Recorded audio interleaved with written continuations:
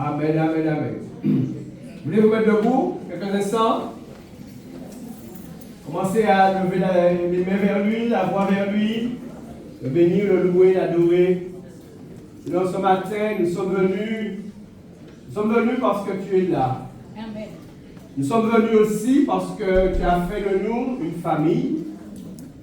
La plupart d'entre nous qui sommes là, nous sommes frères et sœurs en Jésus-Christ. C'est-à-dire que c'est par toi. Donc c'est toi qui nous unit. C'est toi, c'est ta personne qui nous rassemble ce matin. Nous sommes venus pour t'honorer. Nous sommes venus pour t'élever. Nous sommes venus pour te glorifier. Mais nous savons aussi que tu regardes comment nous sommes les uns avec les autres. Puisque tu nous as dit, accueillez-vous les uns les autres. Recevez-vous. Seigneur, merci pour les paroles d'encouragement que l'un a déjà données à l'autre. Là où mon frère, ma soeur a tenu son frère pour l'embrasser de ses baisers. Parce que c'est ce que ta parole nous dit. Et ce matin, Seigneur, nous voulons que ton amour rayonne au travers de chacun d'entre nous. Parce que nous savons, Seigneur, que c'est la première chose que tu cherches en nous, c'est cet amour. Cet amour pour Dieu. Alors, Seigneur, merci. Merci parce que chacun de nous, nous sommes devant toi avec notre vie. Seigneur, il y en a qui sont dans des difficultés, mais qui arrivent à passer là-dessus, qui arrivent à être dans la joie malgré tout. Et puis, il y en a d'autres, ben, c'est plus difficile pour eux. Alors, nous pensons aussi à eux, Seigneur, et nous te demandons de soutenir chacun, et que surtout, chacun lève les yeux vers Jésus. Car comme nous le chantons, Seigneur, vers Jésus, lève les yeux, contemple son visage merveilleux, et les choses de la terre pâliront. Alléluia, pâliront. Christ est pour moi, Christ est ma joie, Christ est mon bonheur. À lui soit toute la gloire, et que tout ce qui se fait en ce matin dans ce lieu soit pour ta seule gloire et l'honneur de ton nom. Dans le nom de Jésus, nous glorifions Jésus, nous acclamons Jésus, et nous disons merci Seigneur pour ta grâce. Amen. Est-ce qu'on peut le prendre? Vers Jésus, vers Jésus. Vous connaissez le frère? Vous ne connaissez pas? Vers Jésus. Donc on va oui, alors laissez en deux. Ouais, oui.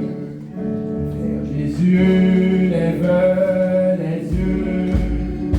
Contemple son visage merveilleux. Et les choses de la terre pâliront peu à peu. Si tu lèves vers Jésus, allez, je vous fais vers Jésus. Vers Jésus, lève les yeux. Contemple Jésus. Son visage merveilleux. Et les choses de la terre pâliront peu à peu. Si tu lèves vers Jésus. Christ est pour moi. Pour moi,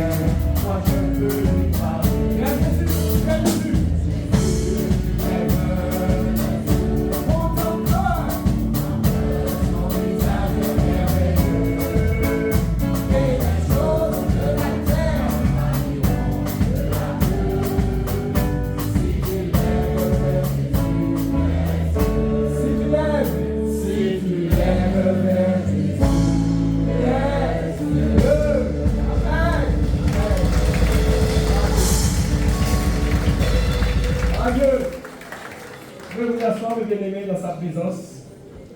Et puis tout à l'heure, si vous voulez, vous pouvez vous Oui, vous levez, vous donnez gloire. Est-ce que quelqu'un voulait ouvrir sa bouche et donner gloire à Jésus bien fort? Nous avons besoin, c'est de revenir pas à la raisonnement humain, bien sûr, mais à la parole du Seigneur. Amen. Que nous ayons une entière confiance en lui. Dans Isaïe 55, il nous est dit ceci. Il nous est dit, vous tous qui avez soif, venez aux eaux. Est-ce que quelqu'un a soif ce matin?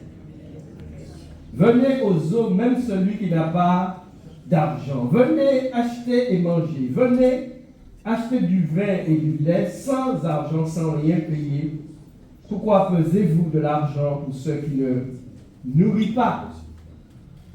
Pourquoi travaillez-vous pour ceux qui ne rassasient pas? Écoutez-moi donc, et vous mangerez ce qui est bon, et votre âme se délectera de mets succulents. Alléluia! Et la présence de Dieu, mes bien-aimés, c'est ça.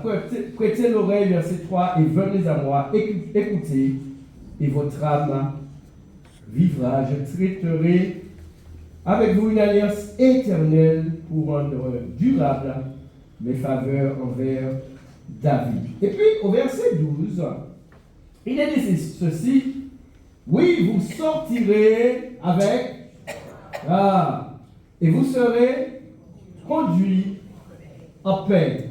Donc, il est dit, la condition, c'est si ce qui est dit en haut, n'est-ce pas, si on vient à lui, si on boit à sa source, n'est-ce pas, et nous savons comment nous buvons à la source de Dieu, à la source de Jésus, et bien aimé, c'est en considérant sa parole, et on a le fait en pratique.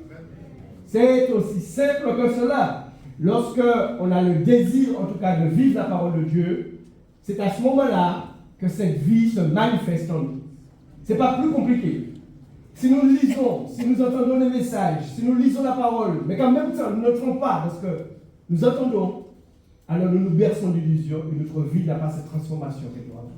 C'est aussi simple que cela. Et pour celui qui dit, ah oui, mais Joël, c'est pas facile. Ben voilà, c'est impossible. Mais alors, si tu es faible, Jésus est comment? Il est comme toi? Donc il est capable de te donner la force d'entrer dans sa parole. Il n'est pas injuste. Donc, alors verset 12, il dit donc, vous sortirez avec joie et vous serez conduits en paix. Et puis il est dit que les montagnes, il est bien dit les montagnes, et les collines, je ne sais pas comment elles font, franchement je ne sais pas. Mais la Bible dit que les montagnes et les collines. Et puis il est dit, et tous les arbres de la campagne. Ok, donc si les arbres, bien aimé, soyons logiques, si les arbres battent des mains,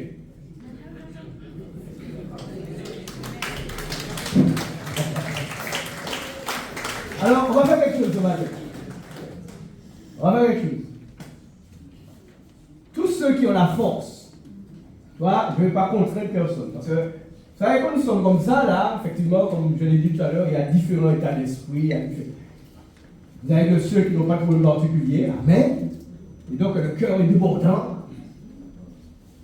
Vous avez ceux qui sont dans des épreuves, chacun. Puis bon, ils tiennent malgré tout, ils sont là. Et puis vous avez ceux qui sont éprouvés, mais qui marchent là-dessus. Ils marchent là-dessus, ils marchent tout ça. Alléluia. Alors ceux-là n'ont pas d'esprit. Vous avez la force. Alors ce que vous allez faire, vous allez vous mettre debout. Les autres, si vous ne sentez pas la force, ne le faites pas. Mais ceux qui ont cette force, ils se mettent maintenant debout. Alléluia. Ne fais pas comme l'autre, c'est toi, voilà. Donc, on a vu que les arbres vont battre des mains. Donc, nous pouvons battre des mains, mais si les arbres peuvent battre des mains, nous pouvons battre des mains. Alors, on va faire ensemble Nicolas. Attends. Mais on va le faire maintenant d'une manière avec la batterie. Ok. Et on va chanter, frappe les mains, chante ta joie. Pardonne mon cœur, le roi de gloire est entré. Donc si c'est la vérité, on va chanter ça. Hey, la guitare, on va parler de ça. Wouhou!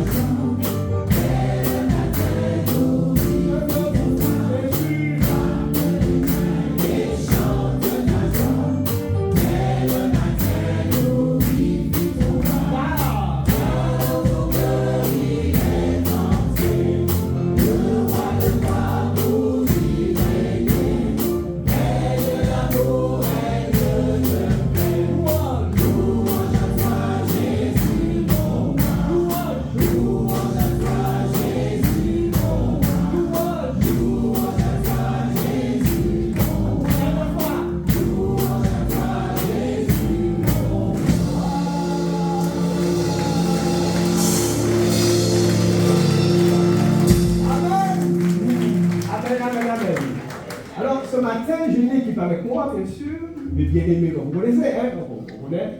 Roselaine, vous connaissez Roselaine? Sabrina, France et MV, Marie-Victoire. Ici, on a Josaïe, que Dieu le fortifie, que Dieu l'encourage. Et puis, mes bien-aimés, nous avons un double honneur dans la vie. La Bible nous dit que nous accueillons. Donc, on accueille deux frères, donc ça fait un double honneur. Mais je vais même vous dire, ça fait un quadruple honneur. Parce que vous allez voir, écoutez bien. Vous savez que je joue beaucoup avec les mots. Pourquoi quadruple honneur, quadruple 4? Parce qu'on a Bruno honoré et on a Thierry honoré. Donc, il faut avec nous ce matin, vous allez nous accueillir avec joie. Alors, Thierry, bon, je ne vais pas dire beaucoup de choses sur lui parce qu'après, il ne sera pas content. C'est un frère qui est très modeste, je l'aime énormément et il m'aime aussi. Nous travaillons au même endroit. Voilà. Bon, je ne vais pas dire ce qu'il fait parce qu'après, lui, il ne sera pas content. Il avait dû jouer sans faire là. Mais disons qu'il ne joue pas dans la même cour que moi. On va dire ça. On travaille dans une grande entreprise et que Dieu soit béni, Thierry, vraiment, un frère exemplaire. Et puis, Bruno, c'est son frère en chair et son frère en Christ aussi. Amen. Nous continuons un moment, mes bien-aimés. Encore le prochain chant. Amen. Nous voulons continuer à nous réjouir en l'Éternel. Est-ce que tu es prêt ce matin pour réjouir en l'Éternel? Qu'aucune circonstance de nos vies ne nous empêche de nous réjouir dans le Dieu de notre salut. Nous voulons avoir une entière confiance en lui. Nous ne pouvons pas changer nos circonstances, mais lui le peut. Il peut nous faire traverser les difficultés, les combats, et nous pouvons être en paix dans la joie. Alors, est-ce que tu es prêt ce matin à chanter avec nous?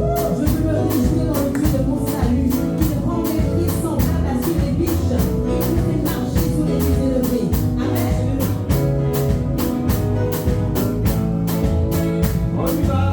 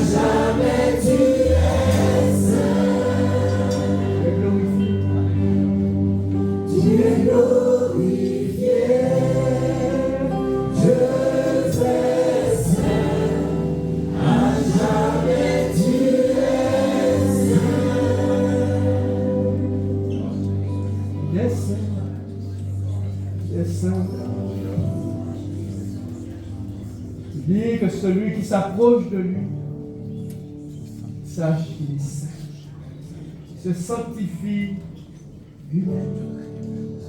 Dieu est saint.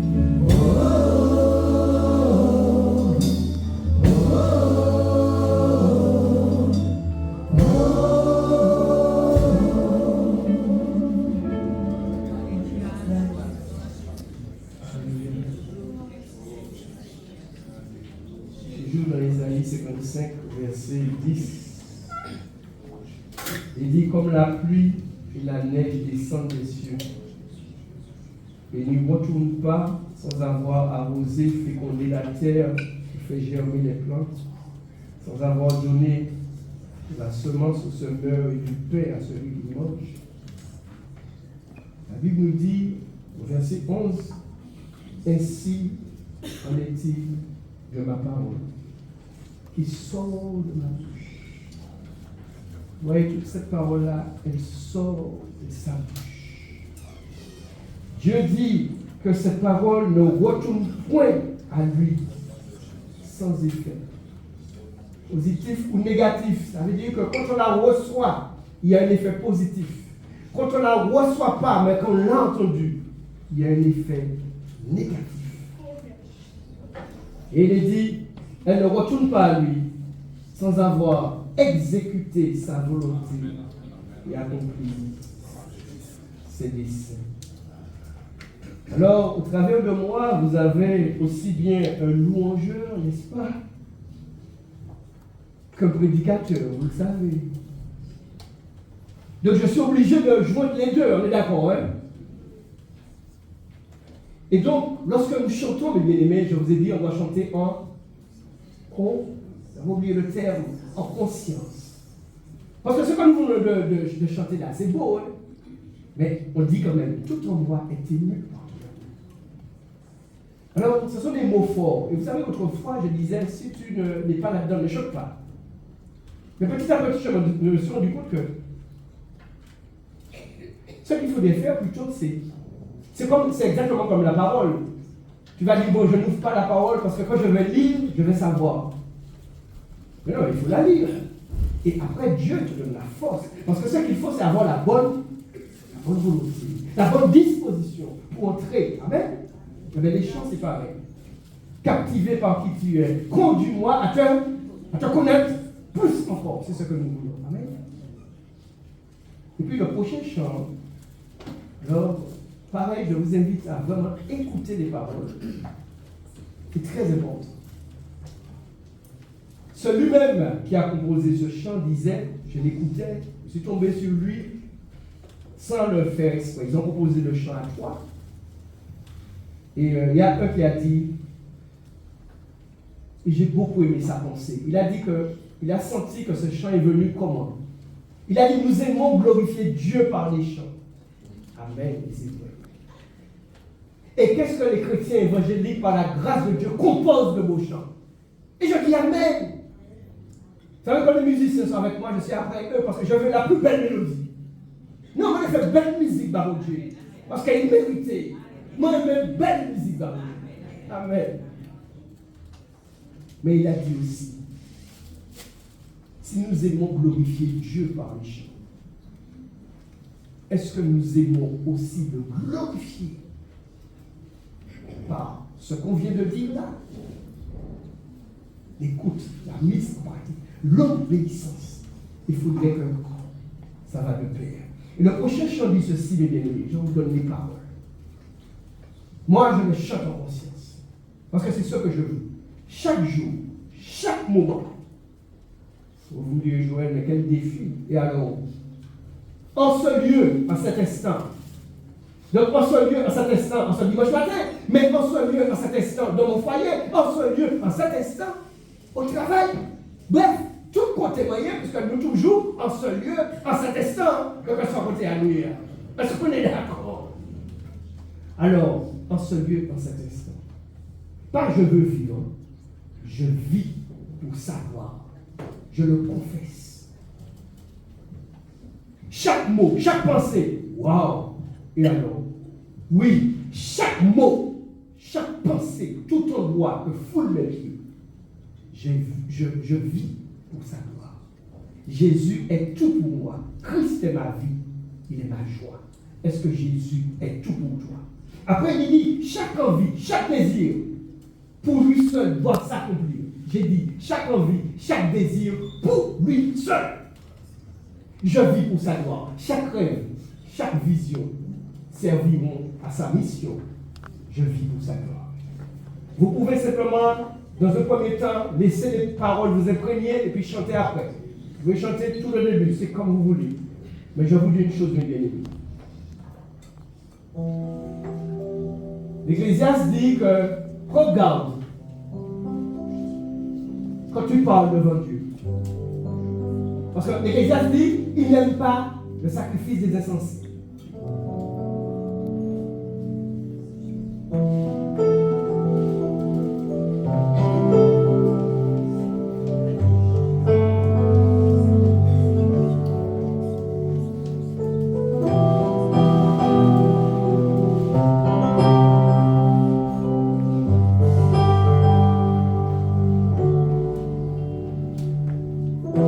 Chaque jour, chaque moment, en ce lieu, en cet instant, je vis pour sa gloire.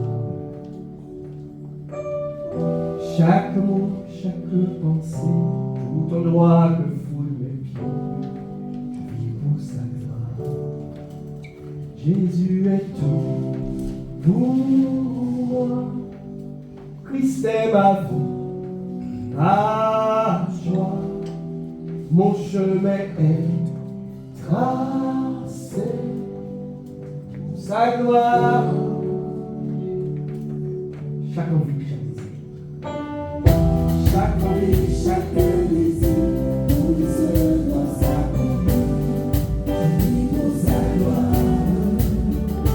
Chaque rêve, chaque vision serviront à sa mission.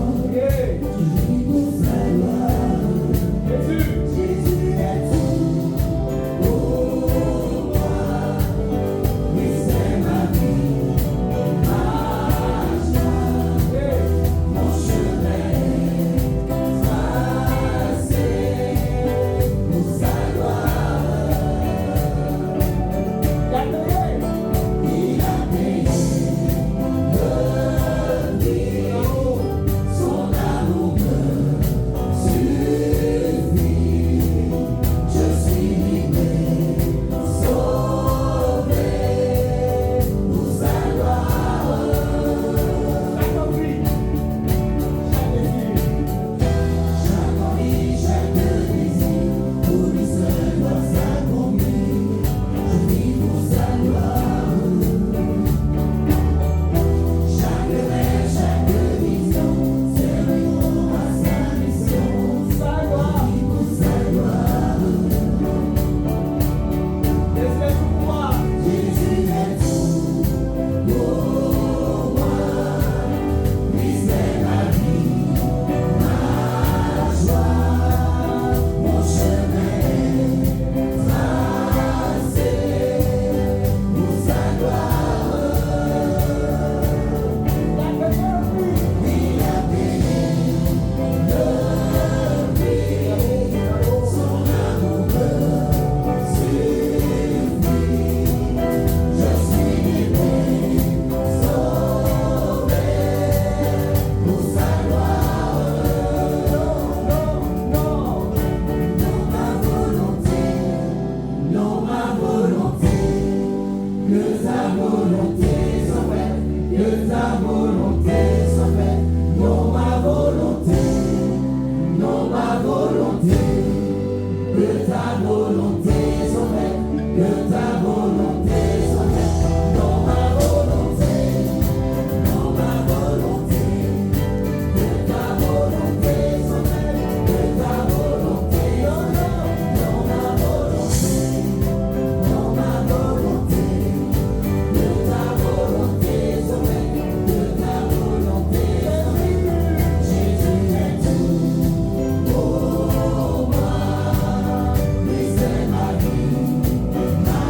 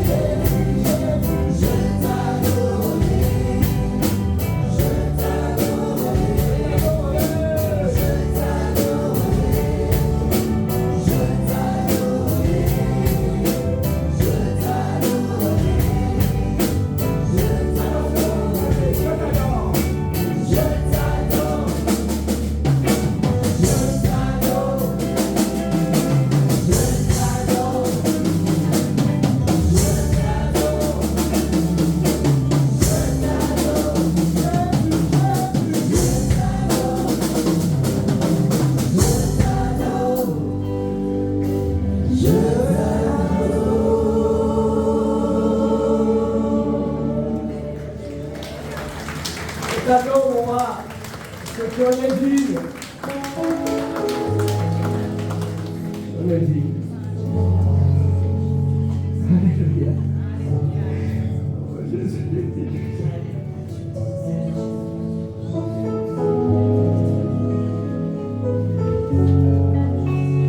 Alléluia.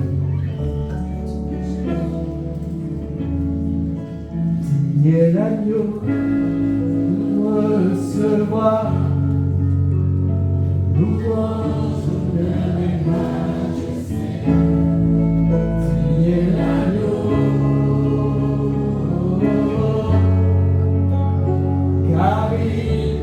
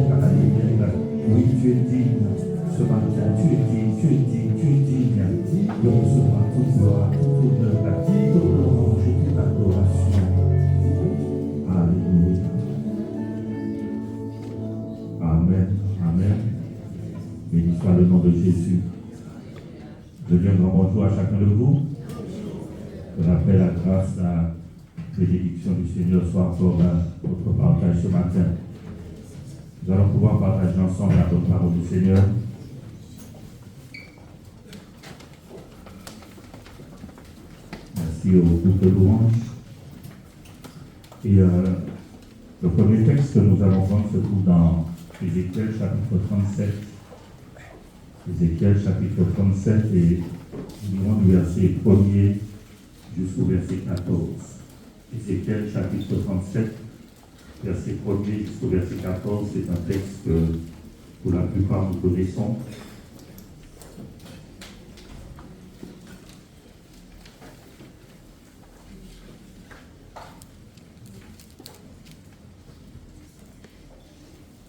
Dit la main de l'Éternel fut sur moi, et l'Éternel me transporta en esprit et me déposa dans le milieu d'une vallée remplie d'ossements. Il me fit passer auprès d'eux tout autour, et voici ils étaient fort nombreux à la surface de la vallée, et ils étaient complètement secs. Il me dit, fils de l'homme, ces eaux pourront-ils revivre? Je répondis, Seigneur éternel, tu le sais. Il me dit, prophétise sur ces eaux, et dis-leur, ossements desséchés, écoutez la parole de l'Éternel. Ainsi parle le Seigneur l'Éternel à ces eaux. Voici, je vais faire entrer en vous un esprit, et vous vivrez. Je vous donnerai des nerfs, je ferai croître sur vous de la chair, je vous couvrirai de peau, je mettrai en vous un esprit, et vous vivrez, et vous saurez que je suis l'Éternel. Je prophétisais selon l'ordre que j'avais reçu, et comme je prophétisais, il y eut un bruit, et voici, ce fut un mouvement, et les eaux s'approchèrent les uns des autres. Je regardais, et voici, leur plein des nerfs, la chair crue, et la peau les couvrit par-dessus, mais il n'y avait point en eux d'esprit. Il me dit, prophétisez, parle à l'esprit, prophétise, fils de l'homme, et dis à l'esprit, ainsi parle le Seigneur l'Éternel, esprit vient des quatre vents, souffle sur ces morts, et qu'ils revivent. Je prophétisais selon l'ordre qu'il m'avait donné, et l'esprit entra en eux, et ils reprirent vie. Ils se tinrent sur leurs pieds. C'était une armée nombreuse, très nombreuse. Il me dit, fils de l'homme, ces eaux, c'est toute la maison d'Israël. Voici, ils disent, nos eaux sont desséchées, notre espérance est détruite, nous sommes perdus. Prophétise donc et dis-leur, ainsi parle le Seigneur l'Éternel, voici, j'ouvrirai vos sépulcres je vous ferai sortir de vos sépulcres, ô mon peuple, et je vous ramènerai dans le pays d'Israël. Vous saurez que je suis l'Éternel. Lorsque j'ouvrirai vos sépulcres et que je vous ferai sortir de vos sépulcres, ô mon peuple, et verset 14, il dit, je mettrai mon esprit en vous et vous vivrez. Je vous rétablirai dans votre pays et vous saurez que moi, l'Éternel, j'ai parlé et agi, dit l'Éternel. Amen. Le titre du message ce matin, c'est le regard de la foi. Le regard de la foi. Et verset 1er dit que la main de l'Éternel fut sur moi. La traduction de ce verbe dit, la main de l'Éternel se posa sur moi. Et la main nous parle de l'attention de Dieu à notre égard. La main nous parle de différentes choses. La main nous parle de ce que Dieu nous protège, de la protection de Dieu. La main va nous parler aussi de l'appartenance. Dans Isaïe chapitre 49, verset 16, le peuple qui était en déportation, il disait, mais Dieu nous a oubliés, Dieu nous a abandonnés. Et le Seigneur va dire, eh bien, une femme, est-ce qu'elle oublie l'enfant qu'elle allait? Est-ce qu'une femme oublie l'enfant qu'elle allait? Et il dit, même si ça pouvait arriver qu'une femme oublie l'enfant qu'elle allait, il dit, moi, je ne t'oublierai pas. Pourquoi? Il dit, je t'ai gravé sur mes mains. Ton nom est gravé sur la main de Dieu. Est-ce que tu es conscient de ça? Et il dit pas ta main, ton nom est écrit parce que l'écriture s'efface. Mais il dit gravé, ça veut dire que c'est fixé et ça dure dans le temps. Et il y a la sœur Dubo, tout le monde connaît la sœur Dubo. Et ça arrive que quand elle doit voir des personnes, ils ne sont pas là aujourd'hui parce qu'ils ont pris une petite semaine de repos. Et des fois, quand j'arrive le dimanche, elle vient me voir et puis soit elle me remet quelque chose, ou bien elle me donne une information, et puis je regarde sa main, mon nom, mon prénom est écrit sur sa main. Et puis elle efface, elle prend un bic, elle marche. Mais je vois qu'il y a encore plusieurs autres noms. Ça veut dire que, pour ne pas oublier, elle écrit les noms, elle doit avoir telle personne, telle personne, telle personne. Bon, après, quand elle est arrivée chez elle, elle lave ses mains, et mon nom est plus sur sa main. Ok. Mais mon nom est gravé sur la main de Dieu. Donc Dieu dit à son peuple, c'est quelque chose d'impossible. Je ne peux pas t'oublier, je ne peux pas t'abandonner. Pourquoi? Parce que ton nom est gravé sur mes mains. Est-ce que tu veux m'aider à encourager quelqu'un ce matin? Est-ce que tu veux dire à celui, celle qui est à côté de toi, c'est impossible que Dieu t'abandonne. C'est impossible que Dieu t'oublie parce que ton nom est gravé sur ses mains. Impossible. Impossible. Alléluia. Je suis constamment dans la pensée de Dieu. Je suis constamment devant ses yeux.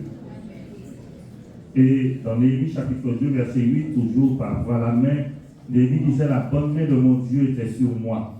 Verset courant dit, car Dieu m'accordait sa protection. Seigneur dit, car Dieu agissait en ma faveur. Donc la main de Dieu nous parle aussi de son action.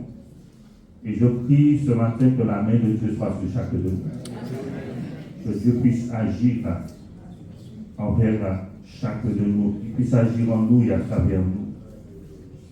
Il dit, la main de Dieu se posa sur moi. En français, comment dire, la puissance du Seigneur me saisit. Et quand Dieu pose sa main sur son serviteur, quand Dieu pose sa main sur toi, c'est parce qu'il veut faire une œuvre. Il veut faire une œuvre en toi, mais aussi une œuvre à travers toi. Et quand la puissance de Dieu nous saisit, bien aimé, ce n'est pas pour faire joli. C'est dans un but et un objectif bien précis.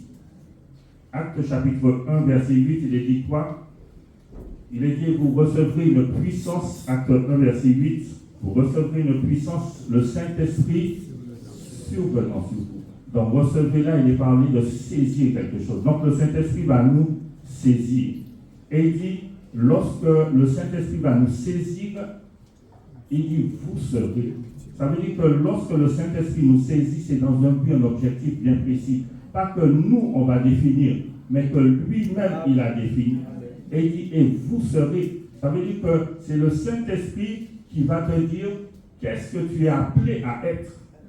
Ce n'est pas toi qui dis ce que tu es appelé à être. Est-ce que tu es là avec moi?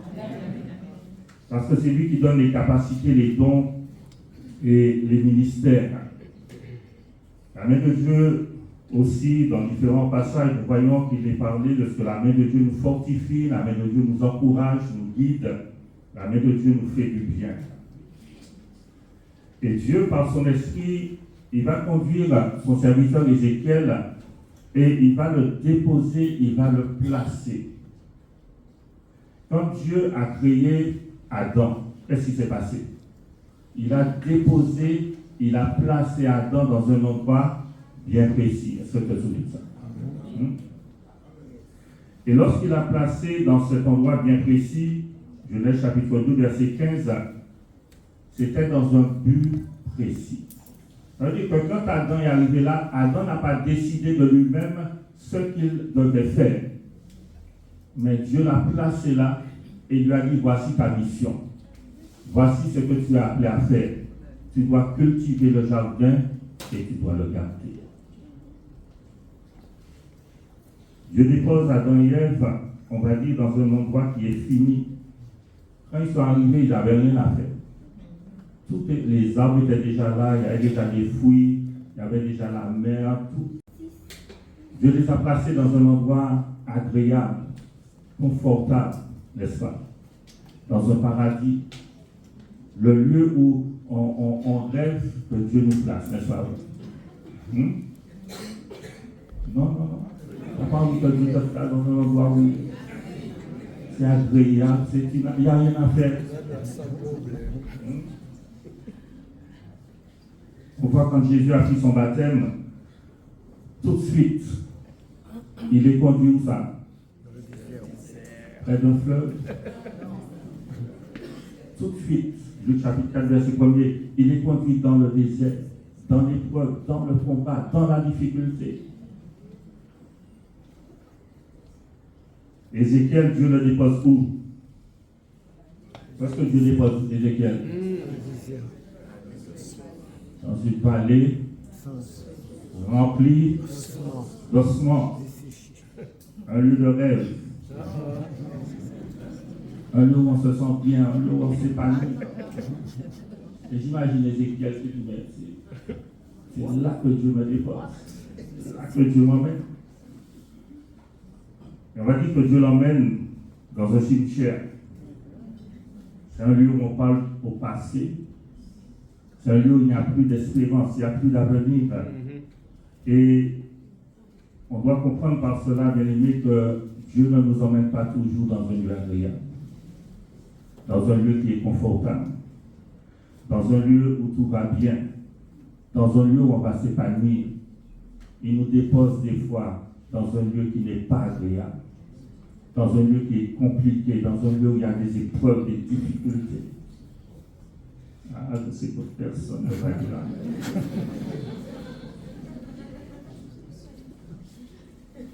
Au verset 2, il dit, Ézéchiel chapitre 37, verset 2, il me fit passer auprès d'eux, tout autour.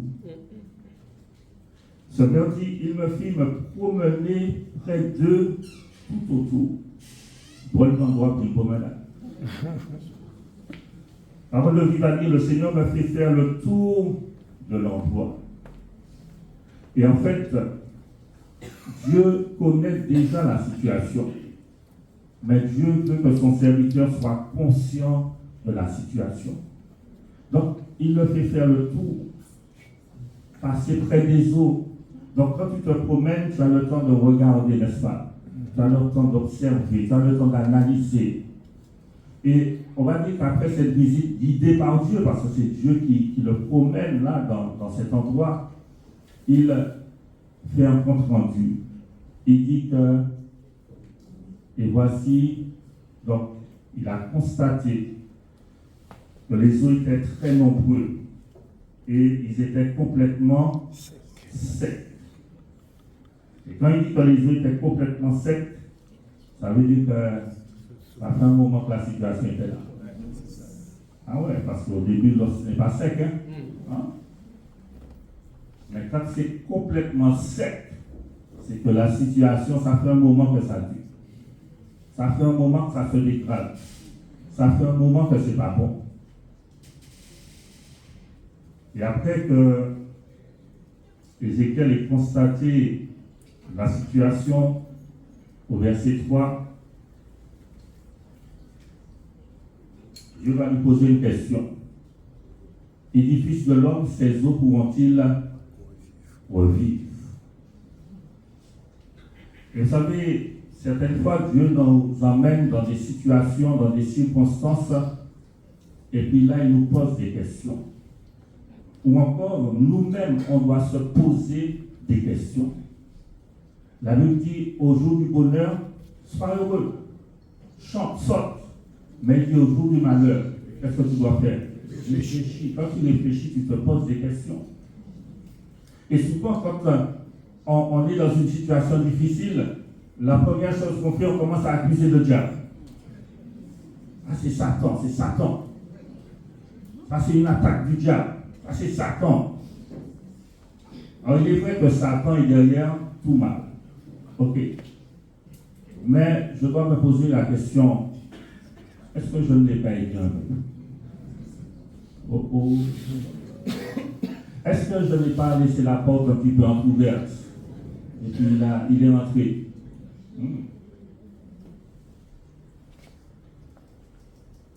Crois-tu que ces eaux revivront? Quel est ton regard sur la situation? Quand tu es dans une situation et Dieu te dit, quel est ton regard sur la situation? Quel est ton regard sur toi-même? Tu es dans une situation. Quel est ton regard sur toi-même, sur ton couple, sur ta famille? Quel est ton regard sur l'Église?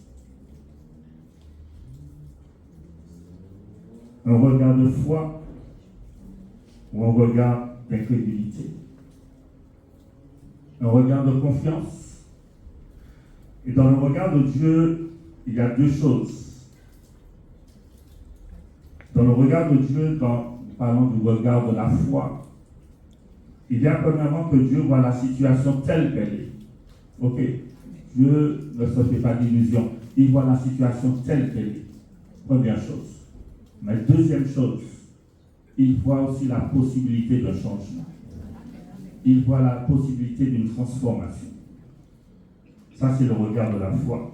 Quand Dieu envoyait ses prophètes parler au peuple, et il leur disait à travers les prophètes, eh bien, voici votre état. Voici votre état. Mais maintenant, il y a possibilité d'un changement. Il y a possibilité d'un rétablissement, à condition qu'il y ait la repentance.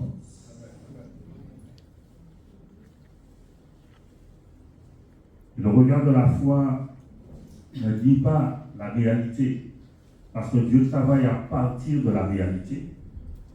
C'est quoi ta réalité aujourd'hui? Alors on a différentes réalités. Peut-être que quelqu'un dira, ma réalité aujourd'hui, c'est que face à ce que je vis dans la situation dans laquelle je me trouve, je suis faible. Et Dieu te dit, ok, je suis d'accord avec ça. C'est la réalité, tu es faible. Mais le regard de la foi, c'est que toi, tu dis que tu es faible. Et Dieu dit, ok, c'est vrai, tu es faible. Et il ne te dit pas de ne pas dire que tu es faible. Parce que tu viens, tu lui dis, je suis faible. Mais Dieu, quand il te regarde, il te voit fort. Pourquoi? Parce qu'il a mis en toi un esprit de force, d'amour et de sagesse. Et parce qu'il a la capacité de te rendre fort. Ça veut dire que le fait que tu dis, je suis faible, ça c'est ta réalité que tu vis là maintenant. Mais Dieu ne te regarde pas maintenant, il te regarde dans l'avenir. Quand je dis dans l'avenir, c'est 5 minutes après, c'est 1 minute après. Tu es faible là maintenant, mais parce que je te donne ma parole, parce que je viens par ton esprit te fortifier, tu es fort.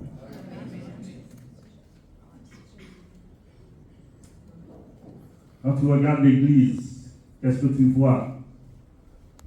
J'ai entendu beaucoup, l'église est malade. Et Dieu dit, je suis OK avec ça. L'église est malade. Mais le regard de la foi, parce que le regard de l'incrédulité dit l'église est malade et l'église restera malade. Mais le regard de Dieu sur l'église, c'est que l'église est malade, ok, mais je vais faire une œuvre et je vais ramener la santé dans l'église. santé spirituelle, santé émotionnelle, santé relationnelle, santé physique. Et Dieu, bien-aimé, connaît nos réalités. Maintenant, à partir de nos réalités, il veut opérer des changements, des transformations. Genèse 1, verset 2. Qu'est-ce qui se passe au commencement? La Bible dit que la terre était comment? Informe et vide. Et Dieu, il pose un regard de foi sur la terre. Alors que la terre est informe et vide, Dieu voit déjà le résultat final. Parce qu'il sait déjà ce qu'il va faire. Quand Dieu m'a rencontré, quand Dieu m'a trouvé, quand Dieu m'a choisi, quand il m'a regardé, j'étais informe et vide. Ce n'est pas pour moi. Moi aussi. Je sais peut-être quand il t'a regardé, tu étais déjà formé, il ne restait pas grand-chose à faire. Je n'étais pas rempli, mais il ne restait pas beaucoup. Il a dit, bon, je le choisis lui parce qu'elle, ce sera facile. Mais quand Dieu m'a regardé, il a vu que j'étais informe et vide. Et il a dit, je le choisis. Même les anges lui ont dit, tu le choisis lui. Ah, mais c'est qu'il faut t'inspirer. Même les anges ont dû lui dire, mais tu as beaucoup de foi pour le choisir. Hein? Parce que pour lui donner une forme là, et pour le remplir, ce sera compliqué. Mais nous bénissons le Seigneur. Amen. Parce qu'il est un Dieu de foi. Amen. Et le regard qu'il pose sur nous, c'est un regard de foi.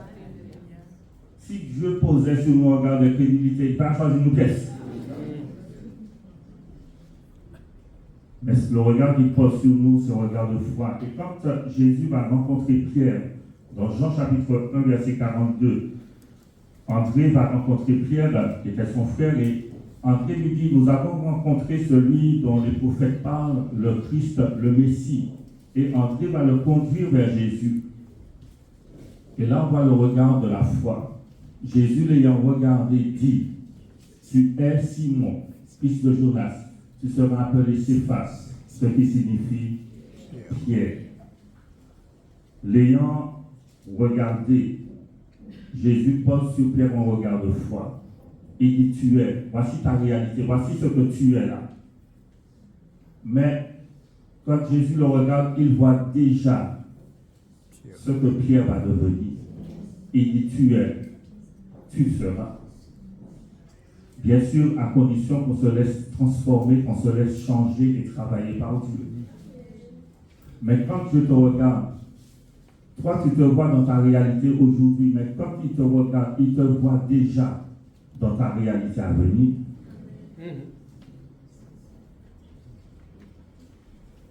Première rencontre de Pierre avec Jésus, Jésus pose sur lui un regard de foi. Il le voit déjà comme il doit être, comme il sera. Et le regard que Dieu pose sur toi, et ça c'est extraordinaire, c'est un regard de foi. Vous savez, l'homme, quand il te regarde, il ne voit que ta réalité présente. Quand Dieu te regarde, il voit ta réalité présente, mais il te voit aussi dans ta réalité future.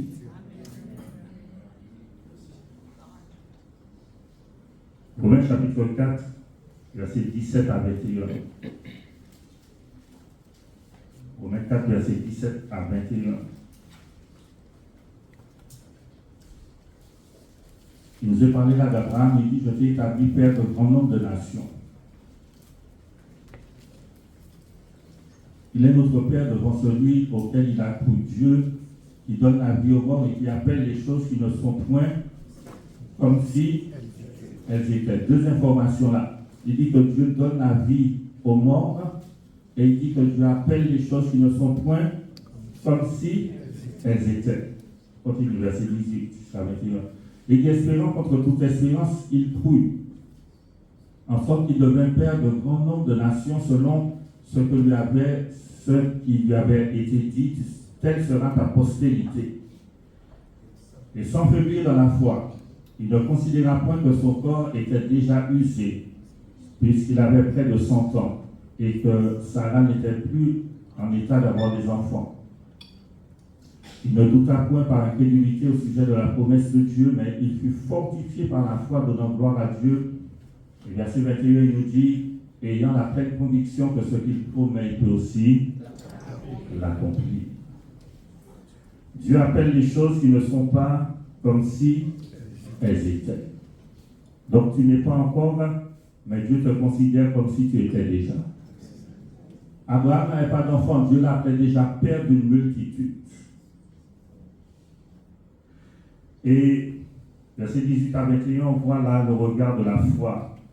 Abraham a accepté que humainement, c'était impossible pour lui d'avoir des enfants. Il était déjà âgé, Sarah était déjà âgée. Mais il a choisi de croire en la promesse de Dieu. Et ça, c'est le regard de la foi. Tu ne nies pas la réalité humaine. Ok, ça, ce que Dieu me demande de faire là, dans cette situation-là, c'est impossible humainement. Mais je choisis de croire dans la promesse de Dieu. Je choisis de croire dans la vérité de Dieu. S'il l'a dit, il le fera. Et au verset 19, lisons le verset 19, il dit sans faiblir de la foi, il ne considéra pas que son corps était déjà usé. Donc en fait, je dois apprendre à me regarder à travers le regard de Dieu. Parce que lui, il voit que son corps est usé et Dieu voit que ce corps usé-là est capable de faire les choses. Je dois apprendre à me regarder à travers le regard de Dieu. Pas à travers mon propre regard, pas à travers le regard des autres, mais à travers le regard de Dieu. Verset 20, on voit que le regard de la foi sur une situation te fortifie. Il fut fortifié. Le regard de la foi sur une situation t'encourage à persévérer. Parce que l'incrédulité va te faire abandonner, baisser les bras, laisser tomber. Et le regard de la foi dans une situation te donne de toujours donner gloire à Dieu. La situation, elle est là, elle dure, elle perdure, elle n'a pas encore changé, mais tu es là, tu donnes gloire à Dieu. Parce que tu sais ce que Dieu va faire. Le regard de la foi dans une situation te donne une pleine conviction. Il dit qu'il a été convaincu que ce que Dieu promet, il peut aussi l'accomplir. Et c'est ce regard de foi-là qu'on va dire que Job a eu dans son épreuve, dans sa situation. Job va dire, je sais que mon Rédempteur est vivant. Philippiens chapitre 1er, verset 6. Philippiens 1, verset 6.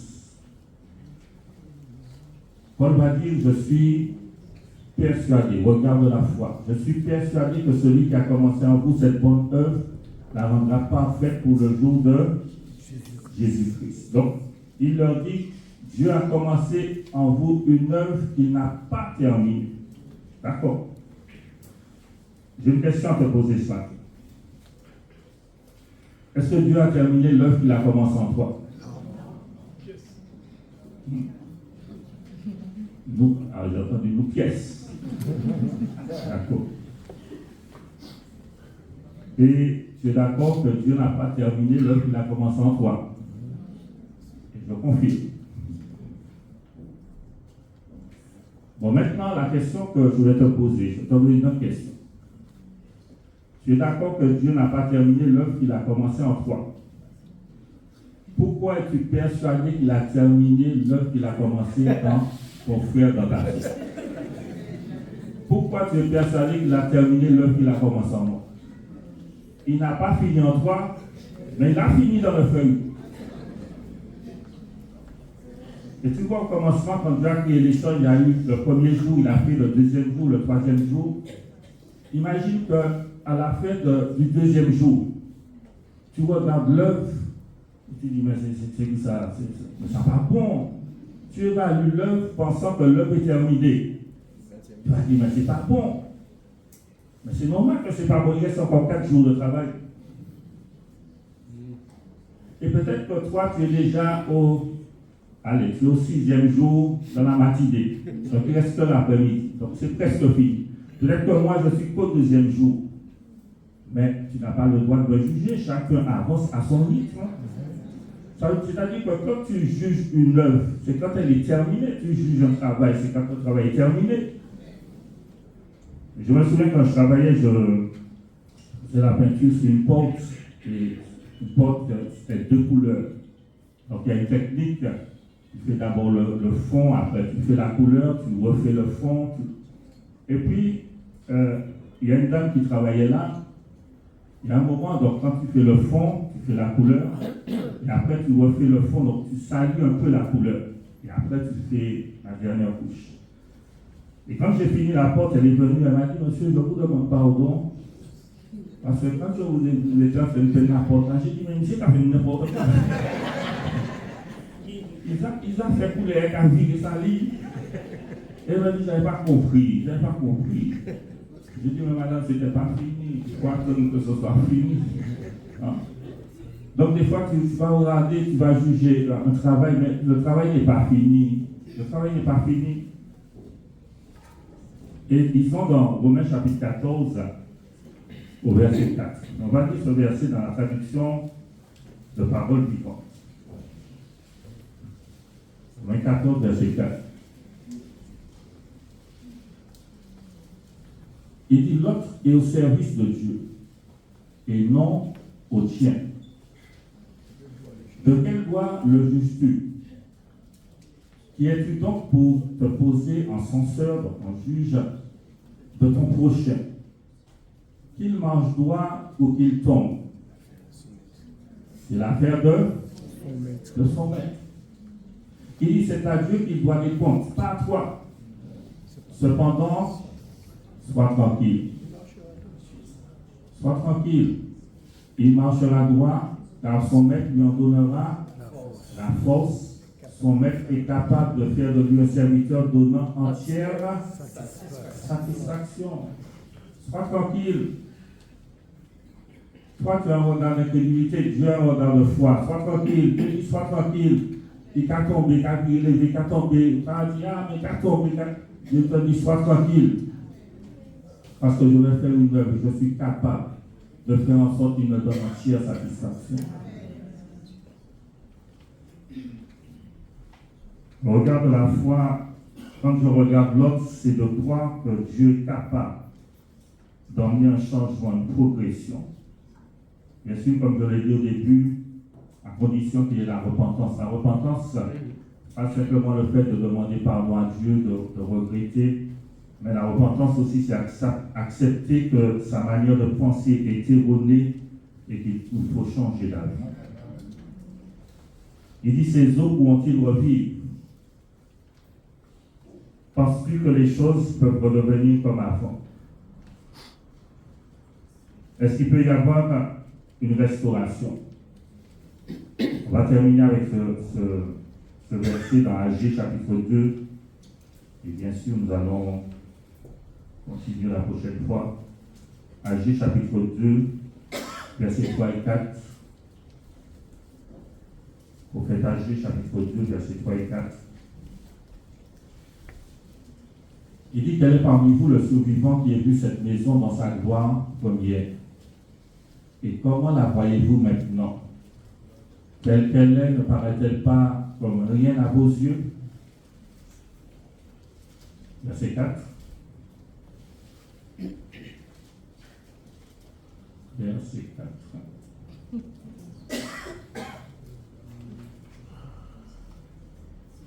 Il y a eu un bug.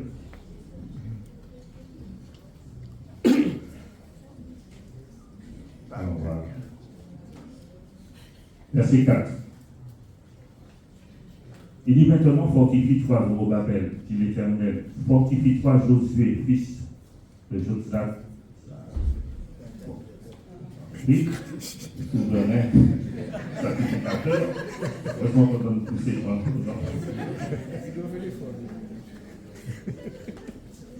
Il dit, fortifie-toi, peuple entier du pays, dit l'Éternel, et travaillez, car je suis avec vous, dit l'Éternel. Et au verset 9, il dit, la gloire de cette dernière maison sera plus grande que celle de la première, dit l'Éternel des armées, et c'est dans ce lieu que je vous donnerai la paix, dit l'Éternel des armées. Donc Dieu a la capacité de restaurer les choses. Ces eaux pourront-ils revivre? Et on va continuer la prochaine fois, on va analyser la réponse d'Ézéchiel. Et puis comment le Seigneur va ramener la restauration, le rétablissement. Et tu peux lire à la maison, lire ce passage, imprégné de ce passage. Mais par rapport à ce que tu vis, la question t'est posée. Est-ce que tu crois que Dieu est capable de faire? Est-ce que tu crois que Dieu est capable de restaurer ta vie de prière, de restaurer ta vie de méditation? Là où il y a des choses que tu faisais, tu ne fais plus, c'est ce qui est en train de s'éteindre. Est-ce que tu crois que Dieu est capable de redonner vie à tous ceux qui tendent à mourir dans ta vie? Est-ce que tu crois que Dieu est capable d'opérer des changements et des transformations dans le pasteur Hugo?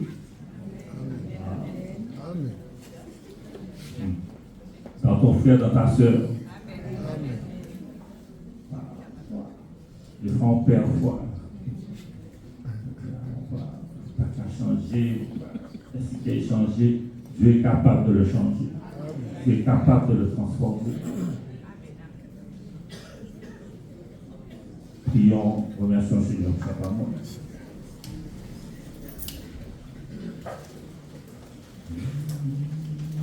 Alléluia. On peut chanter ce petit chant qui dit Dieu est capable de faire pour ce qu'il dit.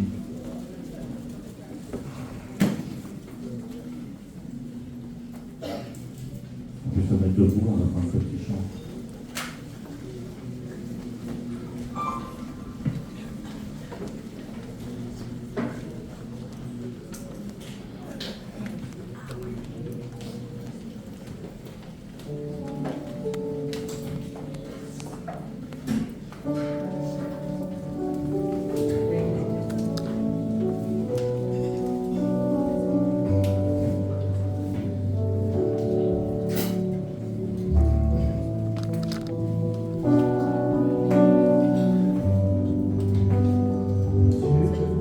Capable de faire tout ce qu'il dit, il fera,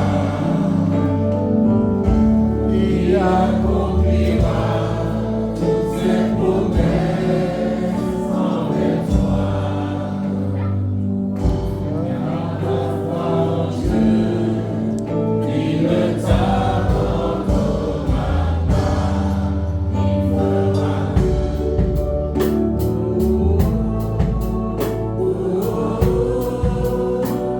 fera.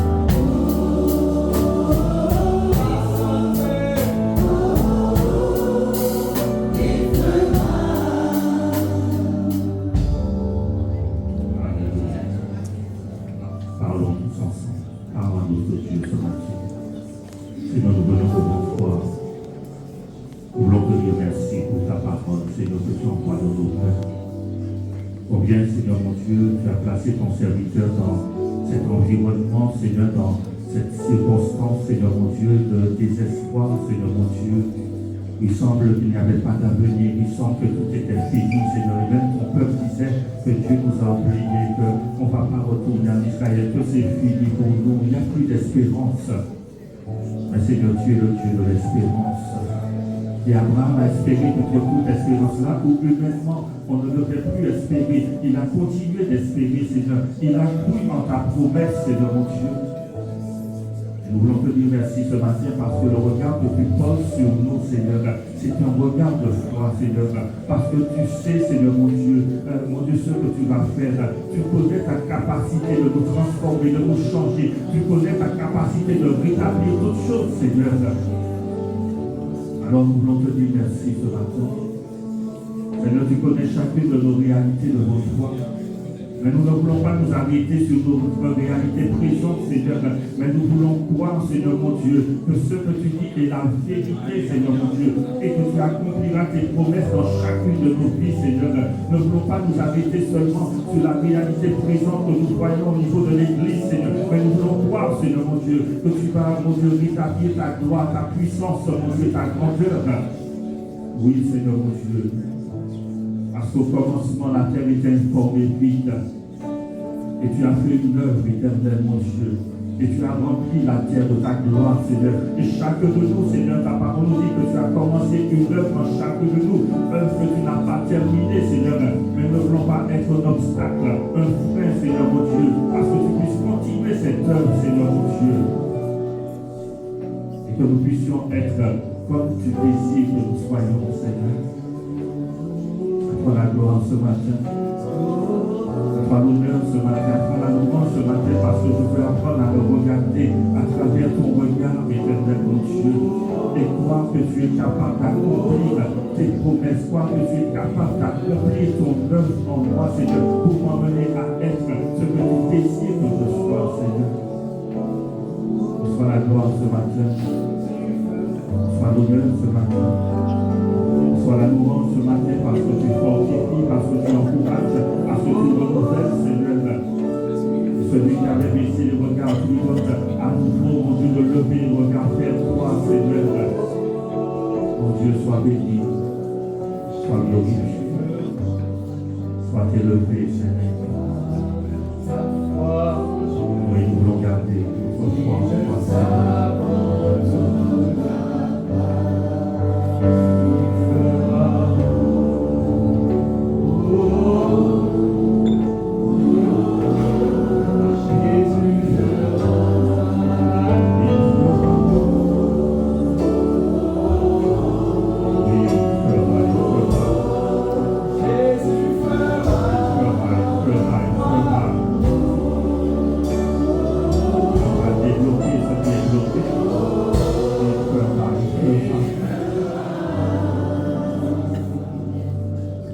Amen.